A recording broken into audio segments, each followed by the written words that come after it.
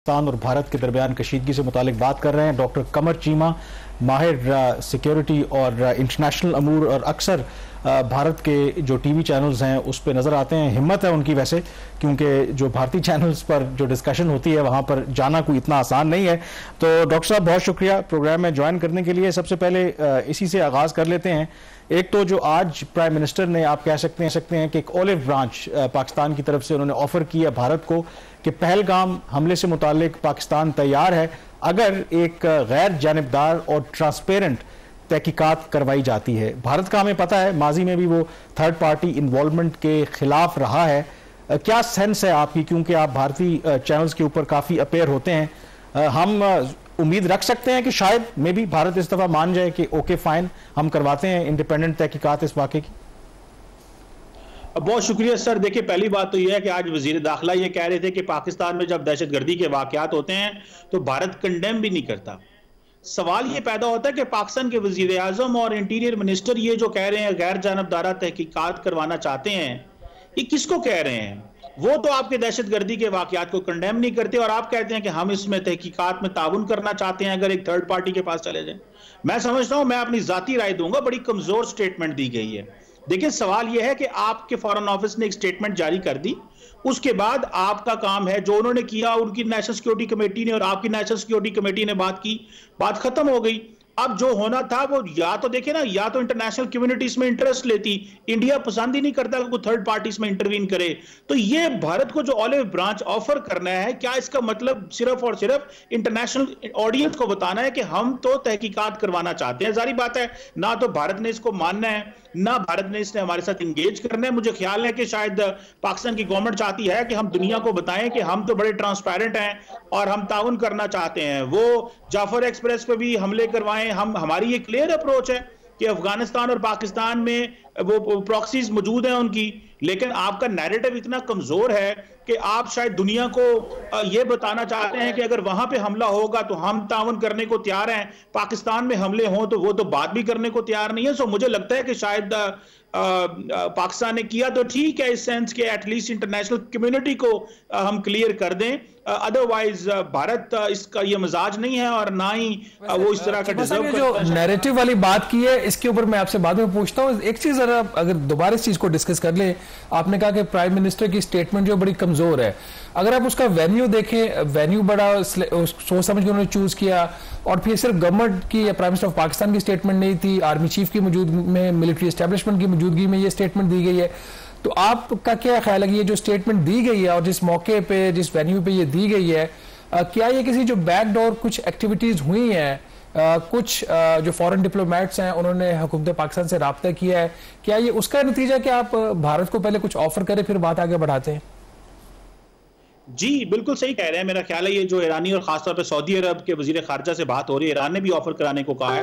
मेरा ख्याल है पाकिस्तान ने अपनी पोजीशन क्लियर कर दी है, क्योंकि जब सऊदीज ने बात की है डॉक्टर जयशंकर से भी और डार साहब से भी, तो उस वक्त ये बात तो सामने आई होगी कि हम तो ये ऑफर कर रहे हैं, तो आप चीजों को डाई डाउन करें। मैं बेशक जहां से भी बात की गई, जिस मर्जी प्लेटफॉर्म से बात की गई, एक तो ठीक है कि हम एटलीस्ट बताना चाहते हैं कि हम ताउन करना चाहते हैं, हम किसी किस्म का अबहाम नहीं पैदा करना चाहते, हम डायलॉग के हामी हैं, हम डिप्लोमेसी के हामी हैं। हमने ये बात करना, इसका वजन जरूर है, इंटरनेशनल कम्युनिटी आपको जरूर इसकी वैल्यू देगी, रिस्पेक्ट होगी कि देखें ये एस्केलेशन नहीं चाहते, इस हद तक तो होगी, लेकिन साथ में ये भी तो बात कर ली जाती है। और अब जो वजीर दाखिला ने शिक लगा दिया है कि साथ में जो जाफर एक्सप्रेस पे हुआ उसकी भी इजाजत तहकीकात करवाई जाए, तो मेरा ख्याल है कि ये जाफर एक्सप्रेस वाला था, ये आफ्टर थॉट थी चीमा साहब, ये जाफर एक्सप्रेस वाला हमारी तरफ से आफ्टर थॉट थी या ये ऐसे प्लान आउट हुआ होगा कि जी पहले प्राइम मिनिस्टर कहेंगे उसके बाद फिर जो है वो वजीर दाखिला ये बात करेंगे? देखिए, अगर वजीर दाखिला एक स्टेटमेंट पढ़ रहे थे, उसके बाद अपनी उसी प्रेस कॉन्फ्रेंस में उन्होंने ये बात कर दी, तो इंडिया तो उसको वैल्यू तो देगा उस चीज को कि ये उस चीज की बात कर रहे हैं। अच्छा डॉक्टर साहब, दूसरा एक और ये बताएं कि चलें, ये तो एक जो ऑफर की हमने तहकीकात की, उसके अलावा प्राइम मिनिस्टर ने बाकी इश्यूज के ऊपर भी बड़ी आप कह सकते हैं कि सख्त बयान, या आप कह सकते हैं कि दो टोक अल्फाज में एक मौक़िफ़ अपना बयान किया। और जो सबसे अहम इशू मेरे ख्याल में बाकी इश्यूज के अलावा वो है इंडस वाटर ट्रीटी वाला, क्योंकि उसको जो सस्पेंड किया है और इवेंचुअली लगता यह है कि भारत उसको एब्रोगेट करना चाहता है। अब वो जो इंडस वाटर ट्रीटी है उसके ऊपर जो प्राइम मिनिस्टर का मौकफ है या रियासत पाकिस्तान का मौकफ है, उससे आप मुत्तफिक हैं या वो भी आपको कमजोर लगता है? क्योंकि उसमें उन्होंने बड़ा वाजे किया है कि पाकिस्तान हर सूरत में अपना जो इंटरेस्ट है पानी का, अगर उसको कम किया गया, उसको डाइवर्ट किया गया या रोका गया तो पाकिस्तान अपनी पूरी ताकत इस्तेमाल करेगा। तो उस बयान में प्राइम मिनिस्टर के आपको जान नजर आती है? देखिए कामरान साहब, बिल्कुल जान है और जारी बात है अपने हक के लिए पूरी कोशिश करनी चाहिए, लेकिन हमें इस पैटर्न को भी समझना चाहिए ना कि जिस अंदाज से नरेंद्र मोदी एस्केलेशन की तरफ जा रहे हैं और वो बहुत सारे मकासद हासिल करना चाहते हैं। 2014 में वो पावर में आए, उस वक्त उस 5 सालों में उरी का वाकया हुआ, फिर अगले 5 सालों में पुलवामा का वाकया हुआ और अभी ये जो पहलगाम का वाकया हुआ। तो पाकिस्तान तो अपना हक रखता है और खासतौर पर इंडिया की हुकूमत ये समझती है ये गजा की सिचुएशन के बाद कि जिस तरह मल्टीलैटरल फोरम्स और इंटरनेशनल लॉ और यूएन सिक्योरिटी काउंसिल और यूएन चार्टर जिस तरह बेतौकीर हुए हैं, वो समझते हैं कि कौन दुनिया में हमें कौन क्या पूछ सकता है। तो वो और दूसरा उन्होंने इसको लिंक कर दिया, जो खत आया आज कल आया था उसको उन्होंने लिंक कर दिया टेररिज्म के साथ। तो मेरा ख्याल है कि अगर इंडिया को इंटरनेशनल लॉ की कोई वर्थ वैल्यू नहीं है। चीमा साहब हमारे साथ रहे, पाकिस्तान और भारत की टेंशन से मुतालिक बात कर रहे हैं। कमर चीमा साहब हमारे साथ मौजूद हैं। चीमा साहब ये बताएं कि पाकिस्तान की जैसे ओवरऑल असेसमेंट यही है कि हम एस्केलेशन नहीं चाहते, हम डी एस्केलेशन चाहते हैं, लेकिन इट ऑल डिपेंड्स कि भारत किस तरीके से रिएक्ट करता है।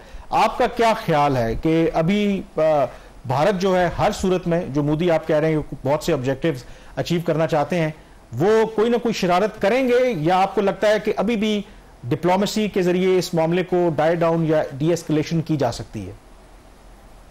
देखिए इस वक्त 15 वर्ल्ड लीडर्स ने नरेंद्र मोदी को कॉल किया और पहलगाम के हवाले से कंडोलेंसेस की हैं। उनका लेवल, जो कॉन्फिडेंस लेवल है वो बहुत हाई है। इसके अलावा बहुत सारे लोगों ने उनको साथ अफसोस का इजहार किया है। और उसके बाद आप देखें कामरान साहब के कल से साइलेंस है वहां पे।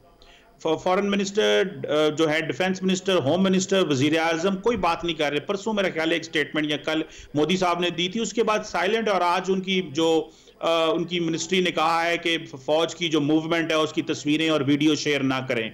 सो सवाल ये है कि ये मुझे नहीं लगता ये चीज़ें डी एस्केलेट होती नजर आ रही हैं, इसमें एस्केलेशन है। लेकिन अब देखना ये है कि क्या वो किसी थर्ड पार्टी को वैल्यू देते हैं। हमारी तरफ से जो ऑफर गई है वो कमजोर ऑफर है। ये आपको इमीडिएटली कुछ ना कुछ वो जिसे कहते हैं ना खड़ा करना है उन्होंने, तो हमें भी उस हवाले से थोड़ा सा तैयार रहना चाहिए और यकीनन हम तैयार हैं। लेकिन सवाल यही है कि उनकी खामोशी कुछ चीजें बता रही है। उनको जो ग्लोबल सपोर्ट वो लेना चाह रहे हैं वो भी ग्लोबल सपोर्ट इकट्ठी कर रहे हैं। पूरी दुनिया में आप देखें उन्होंने पूरी दुनिया में अपनी एम्बेसीज में लोगों को कहा बाहर निकलें, पाकिस्तान की एम्बेसीज के बाहर वो करवा रहे हैं। तो वो मोमेंटम बिल्ड कर रहे हैं और उस मोमेंटम का वो फायदा लेके एक प्रॉपर सी जिसे कहते हैं ना एक टेसिट जो सपोर्ट लेके ग्लोबल वो एक इस तरह की चीज करना चाहते हैं। So we should be careful, clear और there is something which is coming on the way, मुझे लग रहा है। चीमा साहब ये शहबाज भी आपसे आखिरी सवाल करेंगे, लेकिन मैं क्विकली आपसे चाहूंगा जो आप इंटरनेशनल सपोर्ट की अगर आप बात कर रहे हैं, अगर आप देखें इंटरनेशनल मीडिया, मैं भी फॉलो करता हूं, आप भी करते हैं, और बरखा दत्त ने भी बड़ा गिला किया कि जी अमेरिकन मीडिया ने तो कोई इतनी लिफ्ट ही नहीं कराई। अगर आप ओवरऑल देखें जो भारत का नैरेटिव है कि पाकिस्तान के ऊपर जिस तरीके से इल्जाम लगा रहे हैं, वो आपको अगर आप देखें इंटरनेशनल मीडिया, वेस्टर्न मीडिया, वो उस तरीके की सपोर्ट मुझे तो कम से कम नजर नहीं आई इस दफा भारत को जो मिल रही है। ये मैं आपसे बिल्कुल एग्री करता हूं इस बात से, और उसकी वजह यह है कि वो अब न्यूयॉर्क टाइम्स हो, रॉयटर्स हो, वो गिले कर रहे हैं। वो कह रहे हैं जनाब आप इनको मिलिटेंट्स क्यों कहते हैं, आप इनको टेररिस्ट कहें। वो अपनी मर्जी की रिपोर्टिंग करवाना चाहते हैं। Even with in India Hindustan Hindu ने बड़ी जो स्टोरीज लगाई हैं उसके ऊपर इंडियन मीडिया बड़ा क्रिटिसाइज कर रहा है।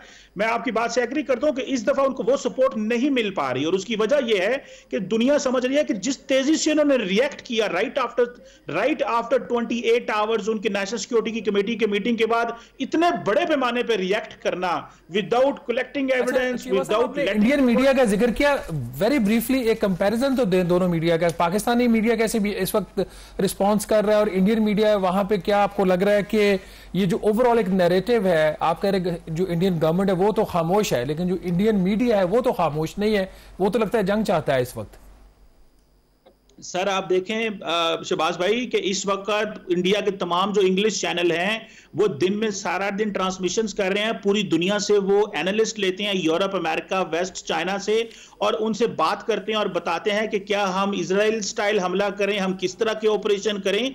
वो एक पूरी दुनिया की जो ओपिनियन मेकिंग में बड़ा किरदार कर रहे हैं। फिर उनका सोशल मीडिया, डिजिटल मीडिया पे वो दुनिया को सपोर्ट ले रहे हैं। सो उनका मीडिया जो है, खासतौर पर जो इंग्लिश मीडिया है, वो बिल्कुल वो जैसे कहते हैं ना फ्रंट लाइन सोल्जर है उनका, और वो काम कर रहा है। बाकी जो हिंदी मीडिया है तो बाकी मीडिया तो चलो डोमेस्टिक कंजम्पशन के लिए, लेकिन उनको ये एज है कि उनका इंग्लिश मीडिया। हमारे पास खत्म हो गया है। मैं भी ज़ाहिर है इंडियन मीडिया फॉलो करता हूं और उनसे यही कहूंगा कि आप जंग के जो शादियाने बजाना तो आसान है, अल्लाह ना करे, अल्लाह ना करे अगर दोनों मुल्कों के दरमियान जंग होती है, कोई 2.25 अरब की तकरीबन ये आबादी बनती है, तो फिर सारों को लग समझ जाएगी। और खास करके वो लोग जो टीवी पर बैठकर इस तरह की बातें कर रहे हैं जंग की, तो उन्होंने फिर खुद तौबा करनी है कि यार ये हम किस मुसीबत में पड़ गए हैं। तो आई होप कि जो सैनिटी है वो प्रिवेल करे, और हर जो कॉन्फ्लिक्ट अगर होता है तो उसका हल जो है बातचीत के जरिए निकलता है। तो बेहतर है कि पहले ही हम बातचीत कर लें। प्रोग्राम द रिव्यू से इतना ही।